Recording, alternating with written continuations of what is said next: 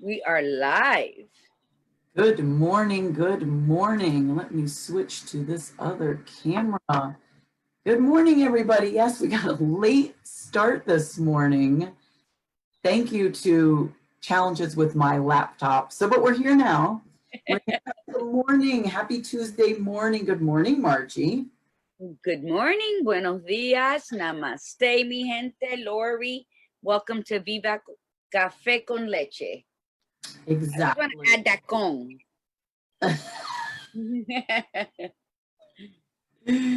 So I will introduce myself, and then my beautiful co-host will introduce herself, and we are getting situated to make sure that we are on, so we can see our comments. And I have my watch this morning, so we keep track. So we're good. So hello, everyone. Welcome to Viva Cafe con Leche. My name is Lori Monaco. I am with Align Yourself Inc. I almost forgot the name of my business. That's nice. I'm a transformational coach and speaker, and a badass Buddha. And I'm coming to you from Southern Connecticut. Yes, let's celebrate you. I forgot to celebrate that. Your turn. I am Margarita, creator of Cricket's Whisper, which is apparel, it's jewelry, it's knowledge. I am I like that. It's knowledge. I like that. Spiritual and creative healing life coach, an author, and then artist. Look at the new piece of art I brought out today. Nice. Beautiful. She literally brought it out because she was hanging it at 8 o'clock. Yes. And I am your gladiator guru. Welcome. And thank you for joining Lori and I this morning, this bright and early morning. All right. I think I'm all right. It looks like we got Frank watching. Hey, Frankie. Frank, is it Frank? Is it Janet? I don't know. Andrea. Carmen's on, driving. Good morning, Carmen. We're so glad you're here. All right. So let me get myself situated. All right, my dear. So, Margie, how was your Mother's Day? My Mother's Day was awesome. Thank you for asking. I had my niece, Stephanie, her little family, my daughter, Tiffany, and her little family came over. They made brunch here in my sanctuary. Delicious. It was delicious. We had mimosas. My mother even had a small mimosa. It was divine. It was just comfortable. We were sitting back here and playing jazz and eating, and we all shared what was our first happy childhood memory. My granddaughter brought that up, so it was really nice. Oh, that's good. That's good. Yes, it was nice. What did you do for the rest of the day? How'd the rest of your day go? Very at ease. I didn't really do much. That's good. I wrote a little, and I hung out on my back porch, cleaned up. It was a very tranquil day, and I tried to catch up with other people as much as I could have. But then we just watched a movie. I watched a movie with my mom. Nice, good. Yeah, good. I think that's how it went. It's 8 o'clock in the freaking morning. And you didn't have the coffee. You haven't drank enough of your coffee yet. No, this is my first one, and waiting for us to get started. It got a little cold. It's a bit today. No. Yeah, we need to work on that. I think what we need to do is have one of those little heaters next to us so that we keep our coffee warm. What cup do you have this morning? Let me see. My God, yes. Look at. What is that one? Don't be a prick. Don't be a prick. My granddaughter got me this for Mother's Day. This cactus, because I shared with her a story about when a man asked if, good morning, Janet, if he should, he asked the sage, should he stay with his wife or go with his lover? And the sage said, showed him a rose and a cactus and said, which one would you prefer? And the man, of course, picked the rose because in all her beauty is glory, you know? And the sage said, many men would choose a rose, not realizing that a rose will wilt in a couple days and its beauty will die, whereas a cactus will survive and weather many storms. It's self-sufficient. It's it adapts to whatever is going on around it, and it will continue to thrive. It always thrives. It's always stands firm and straight. It might not have the beauty, but it has the inner beauty, I guess, you know, that ride or die bitch that everybody wants. That's your cactus. You So, totally made this really nice story out of and out of away from the message of that cup. of that cup. I'm sorry, and I ramble. I'm sorry, but that's why she bought it for me. Because let me tell you, first thing in the morning, that is what you don't want people to be, pricks. Not that you don't want them to be pricks all day, but especially first thing in the morning before you've had that cup of coffee. So that is powerful. I didn't switch my cup today, so I apologize. I still have my love cup, so I apologize for that. Who else is on? Janet. Yep, Janet's watching. Yes, good morning, Janet. So my Mother's Day, thank you for asking, Margie. I appreciate you asking about my mother. I was gonna ask you.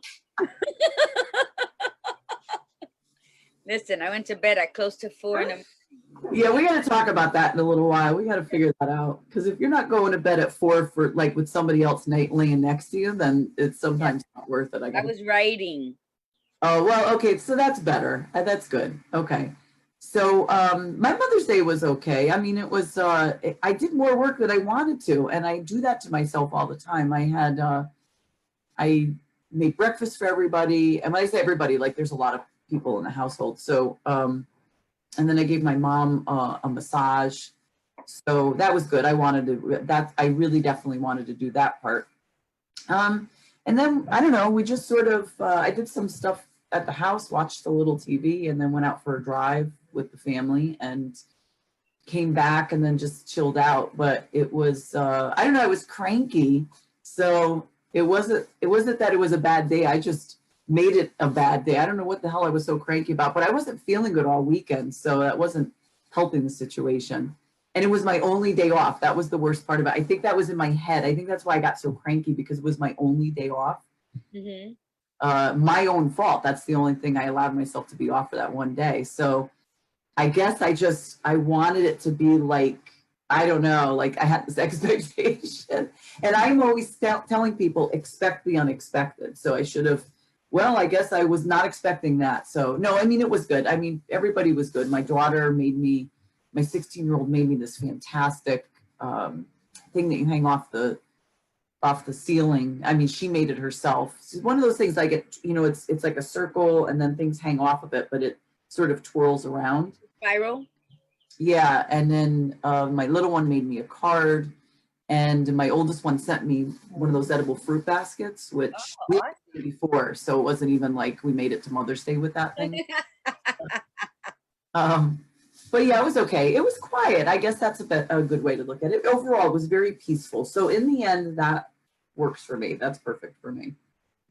So I didn't need like lights and all kinds of stuff. I was too tired for that. So, but yeah, in the end, you know what? It was a very peaceful day, and I appreciate that. I love peace. Peace is nice. So not peaceful. That's good, but in hindsight, when we don't have those good days, because I don't, me and all my personalities, you have those off days, and then 2 or 3 days later you think back. But it's good, because sometimes we're so busy being busy, we don't allow ourselves to feel what we need to feel. And sometimes, you know what, you're the badass Buddha, I'm the gladiator guru, but we still have feelings, and we can still break down. And when we don't allow ourselves to do that, we get insomnia. Then we want to berate ourselves for being cranky, when we got to celebrate that about us as well. We're not. Yeah, and you actually brought up a really good point, because so my 16-year-old, let me tell you, this kid does not give herself enough credit. She's very insightful for 16. She doesn't think she is, but she really is. She has a lot more insight than I ever did at 16. She knew I was not really in a great mood, because I wasn't feeling well yesterday. So on Sunday. So yesterday, she says to me last night, she plops on the couch next to me while I was taking a break, because I had a pretty busy day yesterday. So I ended up canceling a couple of clients because I just still wasn't feeling too great, and I had like stuff to do that evening. So I needed to kind of rest a little bit.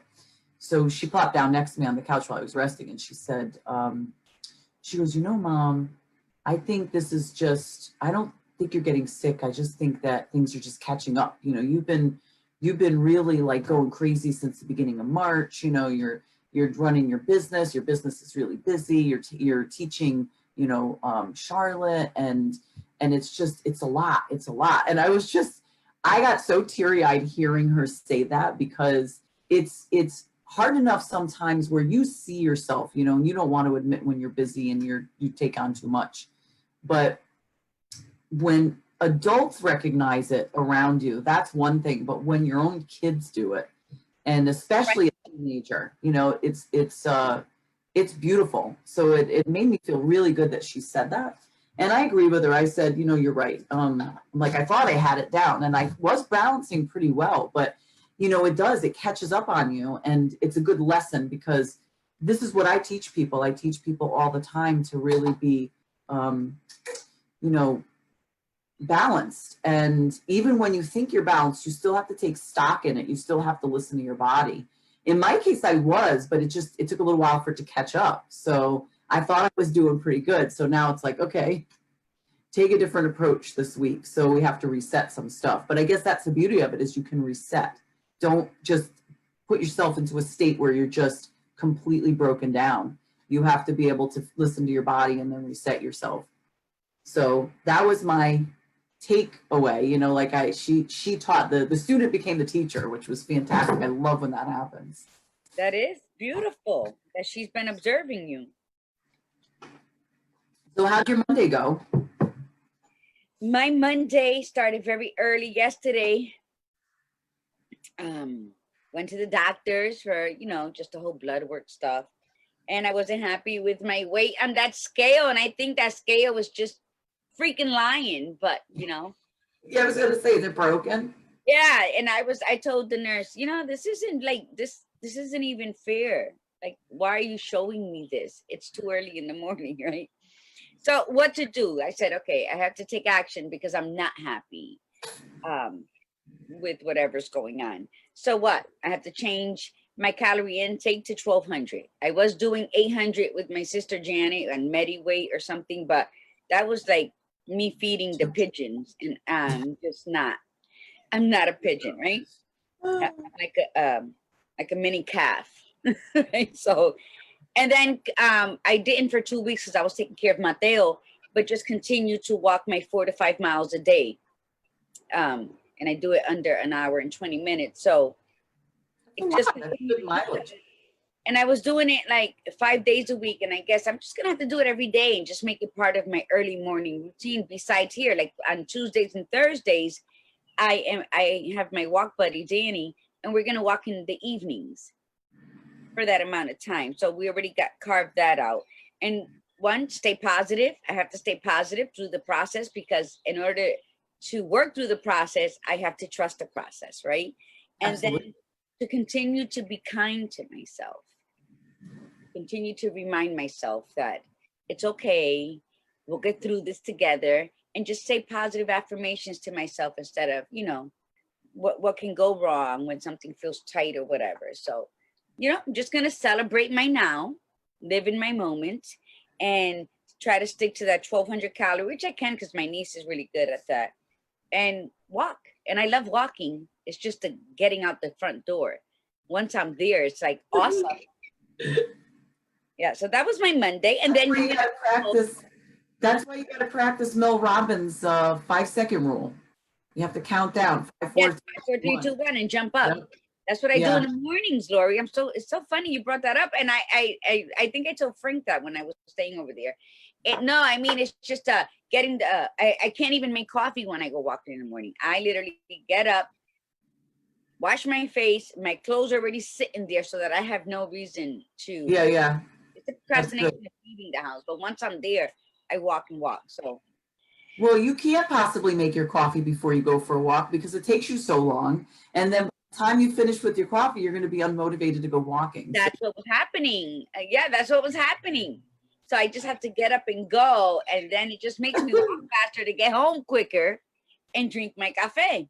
salud, you know? Well, listen, actually, interestingly, I was reading and I read a few articles on this, and it was based on some research that was done. I don't know the research, so don't quote me on it.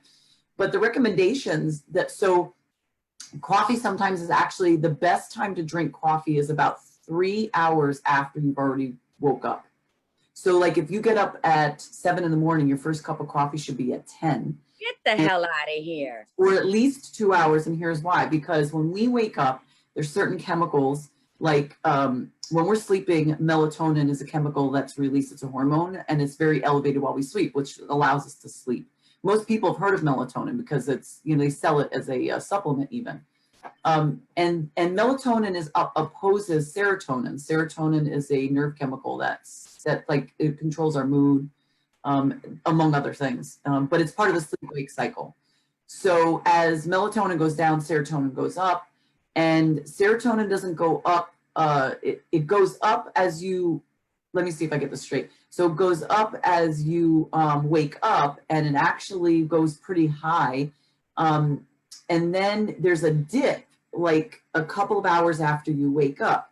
And they said it's at the dip is when the best time to have the cup of coffee, because it will fill in for that gap until serotonin goes back up again, as opposed to making you go up really high and then serotonin dips down again. You feel like you need another cup of coffee. So the recommendation is that when you first wake up in the morning to have a very big glass of water, which is what I do anyway. Before I drink coffee, I don't wait till 10. So like I get up about 6.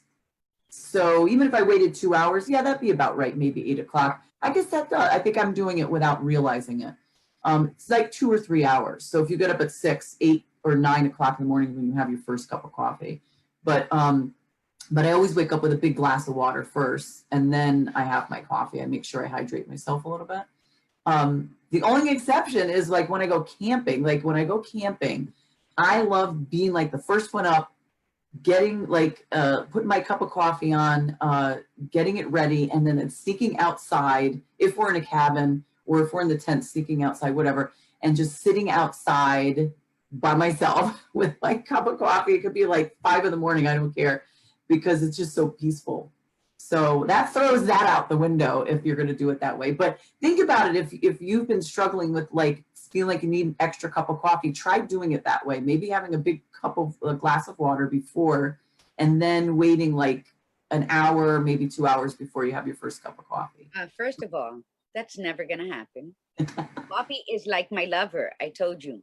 So it's that morning quickie for me that gets my day started. That is my serotonin. So, but listen to me. If you are walking though, if you're walking first, there's your hour, and then it takes you almost an hour to make the coffee. So you have so you're good. Right? No, that thing comes out. Let me tell you, when I do go walking, I walk faster because I'm trying to hurry up and get home because I'll start to get a headache. It takes you about an hour. It takes you about an hour. So there's 1 hour. Listen, I have my hot water in my other tin thing by next to where I sleep. So when I get up in the morning, before I open my eyes, I'm giving my gratitude for this day. Then I get up and then I drink. It's already, because I left it there overnight, so it's still hot but more warm. And I drink all of that. Then I get up, do whatever I got to do, come to the kitchen and brew my coffee. So there's the water, there's the dip from when I came out the bathroom till I'm walking into the kitchen. Because if I don't have my coffee on a regular day, when I'm walking, I'm doing something, so I'm out. So it's out of reach. But if I'm here and I'm dilly-dallying around, no, I'll get a headache. I'll get angry. Yeah. Ah, the caffeine withdrawal. Yes. So, I mean, for some, I'm sure it'll work like that. Like we spoke on Saturday, some people can't drink coffee after 12, after 3, because they can't sleep. I can't fathom that. Yeah. Well, yeah, you said you have coffee late. Yeah. Well, it's just, I mean, if whatever works for you, if you, and you're right, because, coffee for you is very passionate and you love it, it's probably more geared towards people who maybe are having like 2 or 3 cups a day and they don't want to have that much anymore. So they want to like lessen their intake. Oh, okay.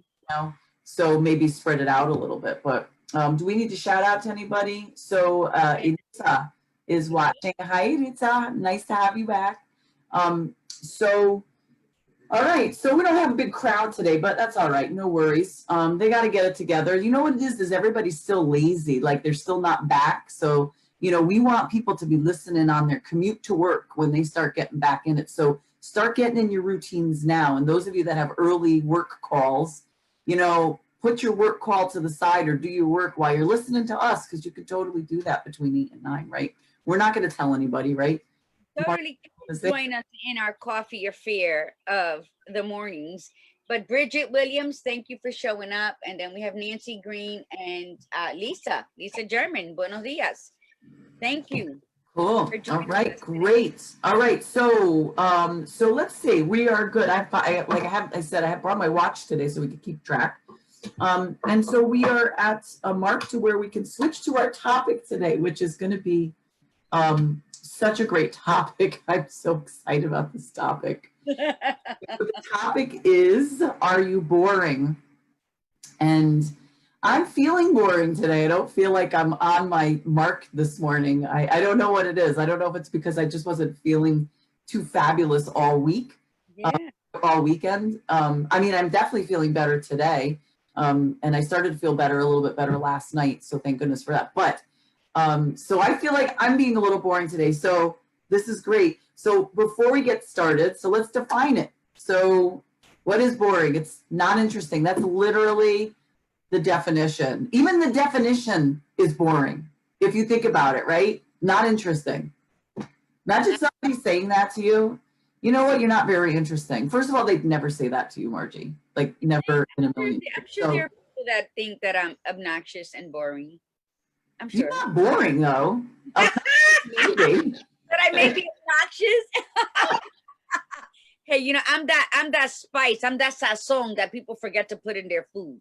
Oh my God, that's so funny. Yeah. But so that's the question. What do you think? Do you think you're boring? No, not at all. I never even get bored. No, I entertain myself if must be. There's me and my personalities. We are always in the mix of something. So there's no time. She said plural. Personalities. Yes. Yeah, so we don't have time to get bored or to feel, like if I'm someplace and this my energies are not aligned with it and it's like blah blah blah, then I'll excuse myself. Gotta go. See you later. Thanks, for the invite or whatever. But then I'll remove myself. And sometimes when those events, I would just stop at a cafe and people watch, or at a bookstore. Because I was telling you this yesterday. And I'll people watch. I have some coffee. I'll bring some books, and because I love to people watch. So if something was like raining on my brain, then I'll go and entertain by people watching or listening to music and singing really loud out of my car. I mean, there's a million and one things to do to where you don't get bored or you're not boring. I love it. How about you? I don't think I'm boring now. Maybe not right at this minute, maybe like through this Facebook feed today, maybe, but no, I don't think I'm boring now. Let's see, but I was, though, I think I was pretty boring. And I think it's funny because I taught for so many years and I had a lot of students over the years, and in class, I was never boring. I was always really into teaching. So I think people that I worked with and the students would argue and say, there's no way you were boring. Like you weren't a boring teacher, you weren't boring. But I think back of how I was like in my 30s, especially, and I was like, there was nothing to me. Like there was just nothing exciting about me. I dressed boring. I didn't do anything with my hair. I became very introverted when I would go to parties. And so I would, not that I wanted to be the life of the party, because I think when you try to push that, it's a little too much sometimes. But I just wasn't even myself because I didn't know who I was. So I was boring. I used to bore myself, Like, this is how you know when you bore yourself. It's when you would rather just watch the worst TV program ever because it's just something to do. That's when you know that you are just bored with your life, period. When somebody walks in and goes, why are you watching this? You go, I don't know. Do you like it? No, not really. I mean, that's like boring, right? You're a boring person. You're bored. Not now. I think once I really got to know myself and I'm like you now. It's like nothing bores me. Like if I'm in a space that's boring, I'll redirect myself. And if I'm starting to like get bored with what I'm doing, I just redirect and shift, you know. But I'm so happy about discovering there's so many things that I'm into that my life is not boring. So I guess I don't feel like I'm too boring, you know. I don't know. Do you think I'm boring? What do you think? I know you're not. No, I'm not. And every love, good morning, buenos dias, my beautiful dimpled woman. She says her life got boring when her mom died. Oh, That's why. Um, oh, how long ago was that? because it's to me, it's like when something's ripped from you.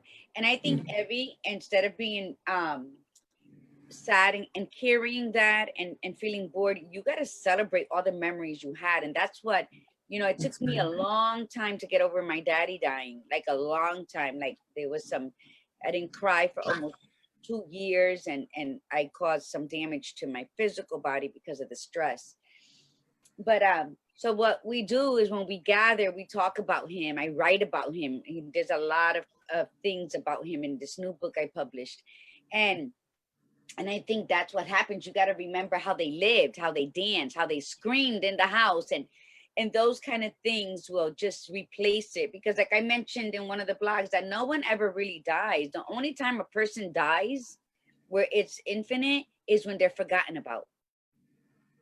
But if someone you love close to you, like Eric, I have Eric all over the house still, you know, he's, to me, his spirit just transferred into the next realm till we meet again. It's not like he's gone, because as long as I'm breathing, he's alive. So Yeah. that's what we do. 1994, she says. So in that part, that's what I believe. Just celebrate her every day. Put on something, dress like her, or play her favorite song whenever you're feeling down.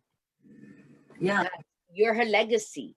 And in order for us to continue the legacy of our parents who passed or loved ones who passed, is to live and carry them with us with all our accomplishments, our adventures, our fights, you know, whatever it is we're doing. If we carry them with us through it all, then they're sharing our life with us. Yeah. So try that. I mean, I hope that was good. You know what else too is also maybe identify like what it's love, right? You said it was love because it's on your end. I can't see. It's Her name that. is Evie Love. What is it? Evie, Evie, Evie. Love. Oh, that's so pretty. Evie Isn't love. that a beautiful name? That's beautiful. So think about Evie love. Think about what do you think made you not boring before when she was still alive, and then think about what is missing now that your mom's not there, and see if you could identify what's missing, and then either put it back in, or if it was connected to her, then recreate something new in honor of her. So this way you come back out and find yourself again, because I think that's really what it is. I think, right, I think boring, when we're boring, well, actually I'm going to correct myself when I say this. Correct it, please. Correct it. What? I said correct it, please. I think what I was going to say was that when we're boring, it's probably because we're not being authentic. But I've met plenty of people who are pretty authentic and they're boring. That's just them, you know? So in a way, that's great. I mean, like they're being authentic. But you decide if you want to be that. Like if you decide that you don't want to be boring anymore, then what do you need to do to stop yourself from being boring? Like what you have to identify, right? You would have to identify the things that you feel make you boring. And then what can you do to change it? Right? Doesn't that make sense? I mean, if you feel that way, because you don't feel that way and I don't feel that way anymore, but I knew I was at one time. So if those of you that are out there, like because that was another question. We were going to ask, are you boring? If so, what makes you boring? If you're not boring, have you ever been boring? And what can you do? So that was actually your suggestion, is what can you do to not be boring? So you had said, like, observe other people, like find out what resonates with you. What if you look at somebody and you say, gosh, that person's really not boring and they're great and they're exciting. Like, what is it about them that I like? And can you put that within yourself, right? So like, I'm going to put you out there. So what I love about Margie is that she's just, no matter where you go, you make it a good time. And it's not that she doesn't need to be the life of the party. She is often the life of the party, but she doesn't need to be the life of the party. She just is happy to be there, regardless of what it is. You know, it could be like a manure convention, and Margie will be happy to be there, you know, but it's her energy that flows off of her while she is at, you know, somewhere. So you understand what I'm saying? So that, to me, that's the part that among other things, that's the best part, is that's what I would say. Like, I mean, I have energy that flows off too, but I mean that's what I would say would be copyable. Like, to say, okay, let's look at the way she presents herself. Look at the way her body is, and her facial expressions and the energy she throws out. What can I do to be that way? And not to copy, that you always want to be your own self, but to just at least connect with or mirror that person, right? I think the most important thing that you said, how you coming out of where you were thinking you were at, it's all doing the work. It's inquiring within and recognizing and reconnecting with who we are, and then choosing what we want to be. It's like happiness. It's all a choice of what you want to do. So if you don't know how to achieve that, you're not going to achieve it overnight, because for years you were a boring fuck, right? Let's just say that. So what's going to get you out of that? You got to sit with yourself and reconnect with yourself. Why am I bored when I'm around this? Because it'll also show you, like, where's your circle? Have I, you probably were attending the wrong party for many years. So, but if you inquire within and reconnect with yourself, of course, you're going to learn a lot about yourself. You're going to learn what you like, what you don't like. You're going to learn that drinking decaf coffee was a joke all your life. So now you got to get real with yourself and come over to the espresso thing, so. Oh my God. And then, but in the process of that, yes, Lori, do you like to read? Do you like books? Okay. Do you like coffee? So go to a Barnes and Nobles and just sit there, order a coffee, gather some books or magazines, anything that's going to stimulate your thought process, right? Sometimes you need to see colors. And then sit there and observe people, whether it's parent and child, whether it's good friends, whether it's a couple, and watch their mannerisms, their smiles, the way they laugh with one another with such ease. Yes. And maybe you're just missing somewhere along the line, you got disconnected off the train of happiness. Yeah. Veered off. So it's not too late. The only time something is too late is when you're 6 feet under. That's Every correct. time you stumble, you get your ass right back up, you dust yourself That's off. correct. You say, okay, what am I going to learn today? Yeah. And you don't even have to go to the coffee shop, because I've told clients this before. Like, you could go anywhere. You could go to a mall once they open. You can go sit outside where there's a lot of people. But people watching is great, because you learn a lot about interpersonal relationships, like how people interact with each other. And the other thing is that I got thrown off. Somebody sent me a text message and I looked at it. I shouldn't have looked at it. But it's a mindfulness practice, right? So mindfulness practice is being aware and being present and observing, and without judgment. You look at it and so let's say you're observing somebody and you say, geez, I don't really like the way that they're hanging, the way they're talking to each other. And not that it's mean, it's just that's fine. Then that's not you. You don't connect with that. Then look at somebody else, but don't have a judgment. Don't say, oh, I wouldn't want to be that person and they're swearing too much and blah, blah, blah. You just say, that's not for me. That one doesn't connect with me. And then you just look at how people interact, and it's not even just people talking. It's like in a group or one-on-one. Even just and I know you're this way, right? You go to the food store, you have to talk to people when you're at the food store, right? If you go shopping, you have to talk to the checkout person. You have to talk to whoever you happen to bump into. You have a quick conversation with. I do the same thing. My family can't stand it when they're with me. They're always like, oh my God, you got to talk to everybody. And I'm like, but that's how I am. It's like, that's that I feel like everybody's a friend, you know, and they deserve a moment, especially if, right, if you see them having a bad day, then, or if they look really serious, you want to break it up a little bit. That's definitely not being boring. You know, you want to mix it up a little bit, and because their day might be going in a boring fashion, right? So yeah, that's you, because you and I have been out together, and the both of us, we can't get out of a place like quickly at all because Yeah, you just talk to, and I love to when I'm in line at a and the cashier doesn't look happy. So yeah. I always call them out by name from their name tag. They're like, how Yes. do you think? Then they realize, and I'm like, smile a little. Yeah. You know, I just want Nancy Green, I just want to do a shout out. Thank you. She said I changed her life in a positive way. She never even met me. Oh my God, that's beautiful. Honor you. Namaste. That is beautiful. I want to say hi to Mary Jo, my cousin in Florida. She's in Florida, and Margie's in Florida too, Mary Jo. So glad you're on. Hi, Mary Jo.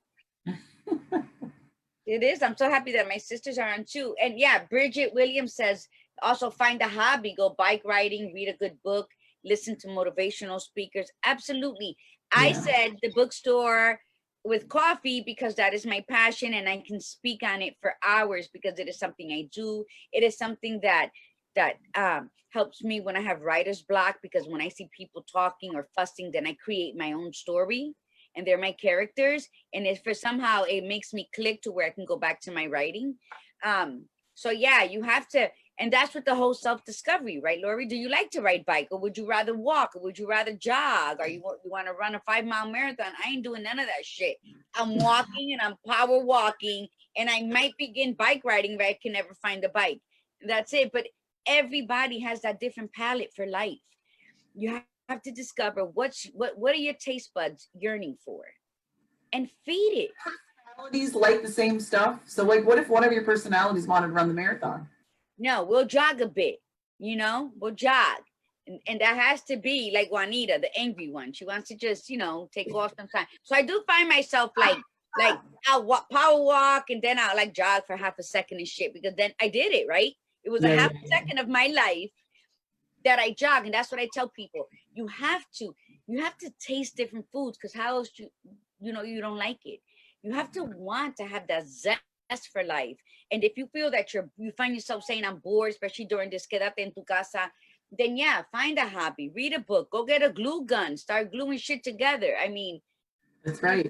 Possibilities are endless.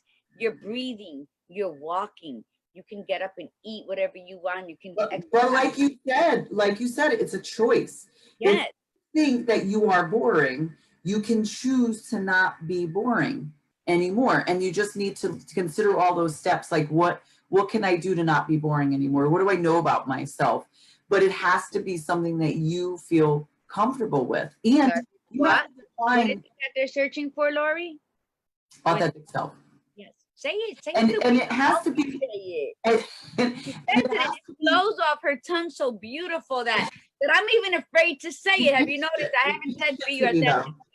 But you pitched it to me. You threw the line out, and I caught it. So it's like the person on the stage keeps throwing you your line. But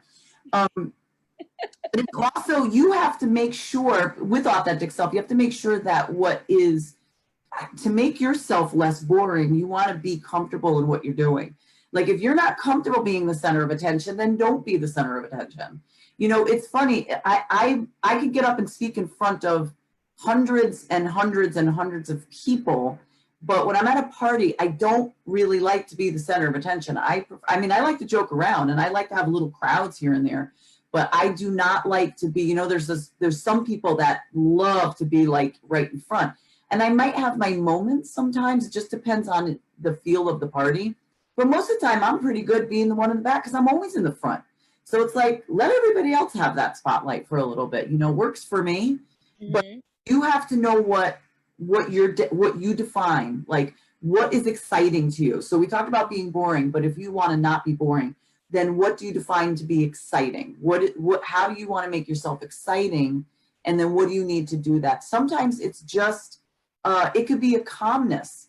You don't have to be like crazy to be not boring. People could be like, you could be the calmest person and be so insightful, and somebody says, my God, you're so interesting. And you're like, really? You know, but right, it doesn't have to be like this exciting, hardcore, loud individual that's not boring. You know, in fact, sometimes they could be boring. People are too much, right? Too much. Yeah, watch it, because I'm too much. No, you're not. You're just right. One cup of coffee, all right? You're just right. You're like Goldilocks finding the perfect bed. You're just right. Okay. That's why I ruffled feathers, right? To get to the, yeah. People don't understand me. That's okay. Because it's like I've said in other videos, I will not be for everybody. And mi gente, remember this. When you go out into the world, you are not going to be entertaining too many demons out there. You're going to have them doing jumping jacks around you. But it's okay, because you were not born to be for everybody, but you should always be for yourself. That's and right. That authenticity, everywhere you go, it's like coursing up through your spine. So everywhere you go, you be authentic, because you won't, you're not going to be, I know without a doubt that I'm not for everybody, and I'm okay, because I'm that little dose of reality for them, of them learning what they like and don't like. And I'll serve that role, because at the end of the day, I'm still going to be me. That's right. Yes. And you'll always find your tribe. You'll always find your tribe. You'll always find your group. If you're authentic, straight through, like not be one way over here and then be another way over here. Just be you. And then you'll find the places you need to be. I don't know what the heck's going on with my voice. It's the end of the program. That's what it is. No, this is like, you know, it's true, Lori. I'm glad that you said that. So,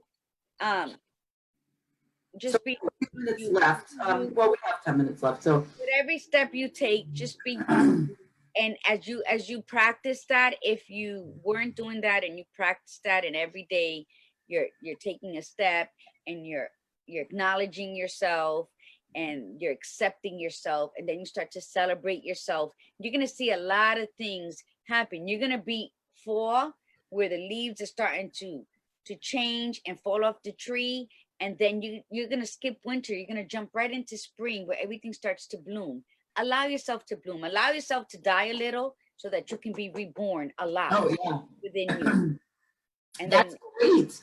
I love that, because, my God, nothing like on live. That's just fantastic. Correct. You are correct, because that's true. If you're letting go of stuff, it is like you are dying, like you're letting it go. So, right, if you're not happy with certain aspects of your personality, you think you're boring and you want to kick it up, you have to let that go. You also have to let go of the idea of it too.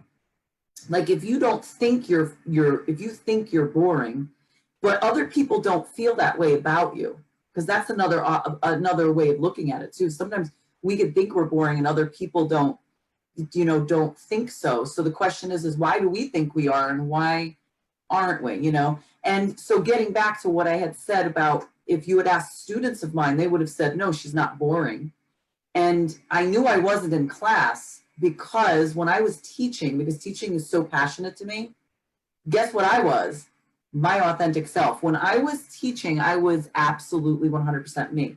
And then for some odd reason, I would walk away from teaching and then go about my day and then be like lost in this funk of, I don't know who I really was.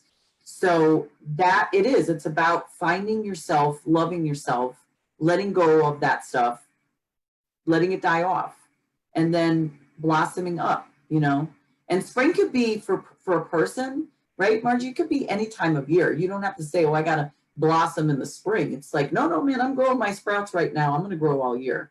So if I want to die off and grow now, I could grow now. Yes. Be that lotus that grows in the mud. Fight through whatever it is you got to fight through to become your authentic self. I'm going to say this because that's Lori's line. It's not, I don't own it.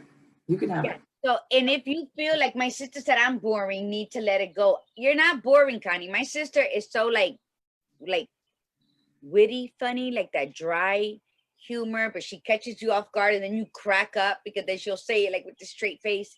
And a lot of the reasons too, before we go, that why people think that way is because they put more weight on how they perceive other people's opinions of themselves. Yes, you're right.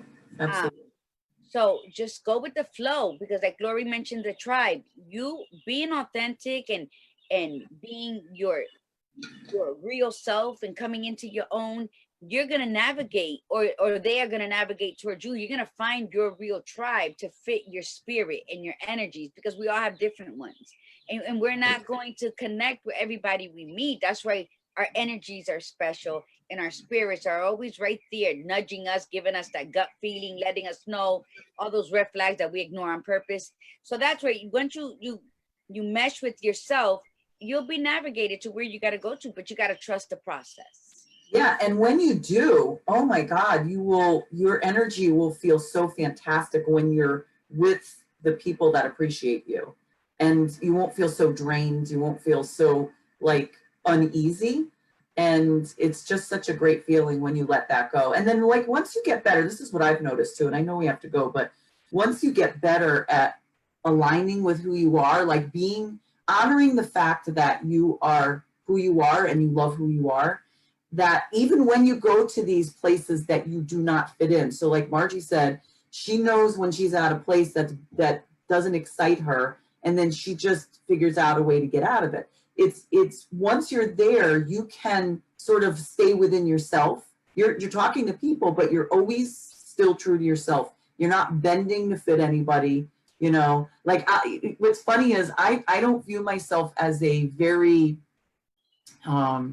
wealthy individual, in the sense of like, I don't have that wealthy conversation, and I'm okay with that. I mean, I can hang out with the most down to earth, like heavy duty, wealthy people, but as long as they're like really, you know, down to earth. And it's funny, and I paid attention to this one day, and I laughed so hard when I realized that I was at a party recently, and and it was there were some very, very wealthy people in the party, like throughout, and everybody's talking, everybody's chatting, and I chatted with a few people, and then I started gravitating towards the wait staff.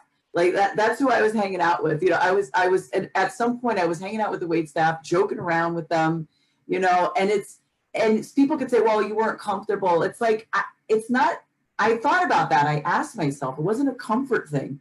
It was, I didn't know what to talk about with some of these other people. And I did, it's not that I didn't have some great conversations, but then I started to look at the people who were like the workers, you know, and saying, what can I offer to them? You know, let's have some fun with them and put some smiles on their face. So, but you know, I could have viewed it as said, oh my God, I'm kind of boring at this party, because I felt it a little bit like I didn't know where my place was. I didn't know how to fit into this party. A lot of people knew each other. They didn't really know me. And, but I'm like, you know what? No, because I know who I am, and I'm just going to be myself. And if they have stuff to talk about with me, then great. And I felt like some people didn't have much to say to me because they didn't know how to take me. And I was okay with that. I was totally okay with that. Yeah, that's how you gravitating towards the weight thing. And I just think it's a life coaching in us, where we want to acknowledge everybody, because everybody should be at the same level regardless Yes. of your thing. I absolutely I always acknowledge all the wait staff and the cleaning staff, because you know they're just as important, and they get overlooked at these things. I was at a party many years ago. I don't know if Carmen remembers. It was through Dress for Success. We were having a fundraiser in Westport, and a lot of stuffiness in the room, because it was Westport, you know, call it as you see it. And so then I went outside. I don't know if Carmen went with me or something, and I went outside to have a cigarette, and this guy comes out, and he's like, he said some curse words under his breath. And he said, he looked at me, he goes, you're leaving? I said, no, I'm trying to get some ears, kind of stuffy in there. And he was like, who are you telling? I can't wait to get the hell out of here. So, and I laughed, right? And he looked at me because my laugh was loud. So, you know, how you doing? How you doing? He turned out to be Robert Downey Jr.'s uncle. Who lived in Westport. And he felt the same way about the stuffy crowd up in that fundraiser. So it you know, your status, your wealth status doesn't have to matter. It's what your energy. That's right. The comfort of your energy. And you know what? I listened to I make myself aware when I enter a room, the energies I feel, and plus I can't tolerate stupid. I'll catch a case. So I would remove myself before someone gets stupid or say something out of pocket, you know. So sometimes to avoid all that, when I walk in there and I feel like they're like stupid, it just I don't deal with it. And that's one of the reasons that I'll shift and leave. So yeah, so just inquire within, be observant, like Lori said, it doesn't have to be the coffee shop. Like Bridget said, just seek out what you know you do like, whatever hobby you do like, and then do something like that. Just sit in the park bench, people watch, whatever, and just discover yourself. It doesn't matter what age you are to rediscover yourself. The thing is that you get off your ass and you do it. Yes. Oh, absolutely. You can't change what happened. And every love, this is for you. If you still on, you can't change what happened. You can only adjust to it and live on with the memories and add those memories to yourself. I'm sure you incorporated some of her upbringing with you, and that's how you move on. Because you know, for every beginning there's an end, and we're all going to suffer that pain. I did with my dad, I did with my husband. And what you do is you carry that legacy with smiles, and you tell stories about them, because there's lessons in every story. So all right, I don't mean to cut you off, but we got I know. So because I have a client, so I just wanted to do a shout out. So my sister Lee came on. Hi Lee. And Lillian came on. Hi Lillian, glad you're here. Hello. Really quickly, because we're going to cut past. I know we got started late because we had some technical difficulties, but Margie, you're on for tonight with on your Facebook page. So just a quick shout about that. What's it coming up tonight? So tonight we're going to talk about boundaries.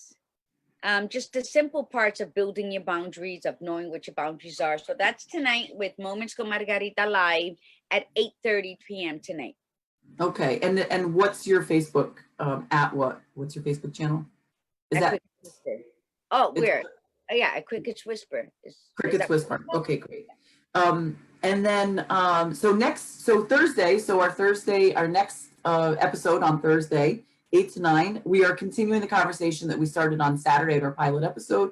Are you a sexy mom?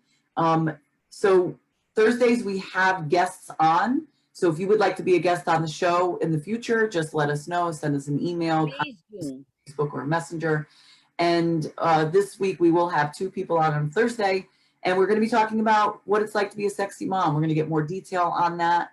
And yeah, I guess that's it. So we encourage all your comments, even during that, even though we're going to have 2 live people on there, we still want you to comment. We want you to add to it. As you can see, we do check our comments and we have you as part of the conversation. So it's really important to us.